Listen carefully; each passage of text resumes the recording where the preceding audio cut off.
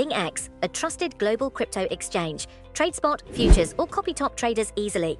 Sign up via the link or referral code to get 30 USDT instantly, plus up to 1,500 USDT in bonuses for verification, deposit, and trading. Brazil is reportedly poised to advocate for a significant fourfold increase in the global consumption of biofuels, a move that could redefine the world's energy landscape. This ambitious proposal, outlined in a leaked document obtained by The Guardian, is expected to be presented to world leaders at an upcoming climate conference hosted by Brazil. The draft pledge calls for nations to commit to quadrupling biofuel use by 2034, compared to current 2024 levels, aiming to displace fossil fuels and present a favorable image for the climate and environment. Brazil, a leading global producer of ethanol, argues that these biofuels, derived from diverse organic sources like sugarcane, offer a cleaner alternative. However, this narrative is met with considerable skepticism from environmental experts and advocacy groups. They raise serious concerns about the true environmental impact of large-scale biofuel production, pointing to documented increases in deforestation in various regions. The expansion of biofuel plantations often leads to the conversion of biodiverse habitats into monocultures, diminishing ecological richness and reducing land availability for essential food production. A recent study from the Transport and Environment think tank paints a stark picture, revealing that current biofuel use globally results in 16% more CO2 emissions than the fossil fuels they are intended to replace, largely due to the indirect consequences of farming practices and land clearing. The report further highlights the immense land requirements, projecting that by 2030, biofuel crops would necessitate an area equivalent to the size of France, positioning it as the sixth largest global consumer of arable land. It also points out the concerning diversion of food resources, with 1/5 of vegetable oil currently allocated for vehicle fuel instead of human consumption.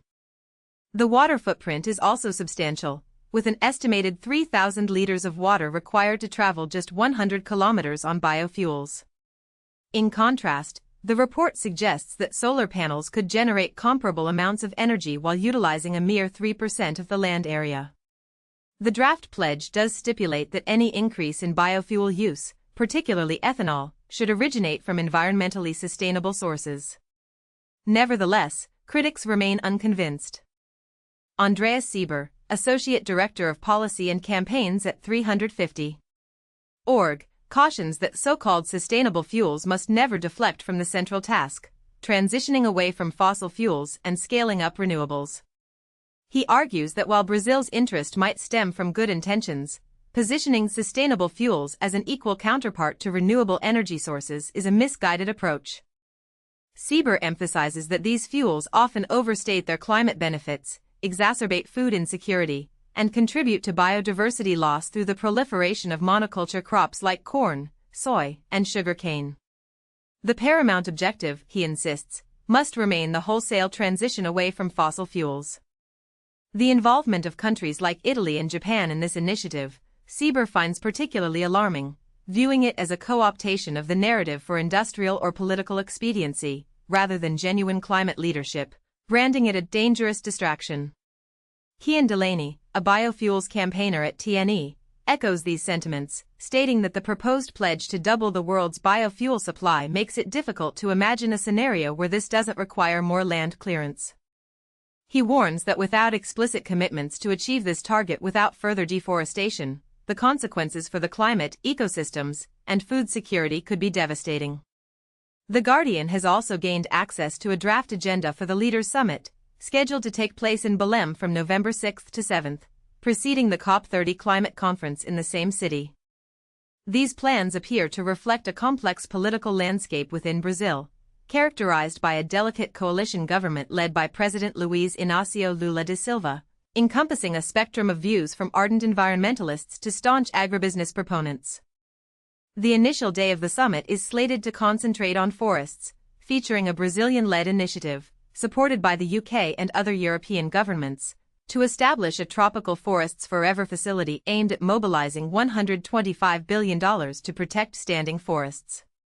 This session is expected to include speeches and potentially a presentation by a representative of indigenous peoples. The second day's tentative agenda indicates a discussion on the energy transition, a subject known for its contentious nature. The global agreement at COP28 in Dubai to transition away from fossil fuels faced significant opposition, with Saudi Arabia notably blocking progress on this objective last year. Preliminary discussions for COP30 suggest a recurrence of this challenge, with Saudi Arabia reportedly attempting to remove the energy transition from the agenda. However, Brazilian Environment Minister Marina Silva is reportedly pushing for enhanced action, and the leaked plans indicate this will be a focal point for leaders. President Lula is also expected to advocate for increased debt forgiveness for developing nations, contingent upon their commitment to investments in environmental protection and clean energy. In a statement to clarify Brazil's position, a spokesperson from the Ministry of Foreign Affairs emphasized that Brazil is not proposing that individual countries quadruple their biofuel output. Instead, the proponents of the pledge, including nations like Japan, Italy, and India, are urging collective support for a global goal of quadrupling the production and use of sustainable fuels. This broad category encompasses e-fuels, biogases, biofuels, hydrogen, and its derivatives. The spokesperson reiterated that the proposed fourfold increase is a global objective, not an individual mandate, and is informed by a recent International Energy Agency, IEA, report that deems such an increase both feasible and crucial for emission reductions, particularly in hard-to-abate sectors. The IEA report is described as a sound, scientific document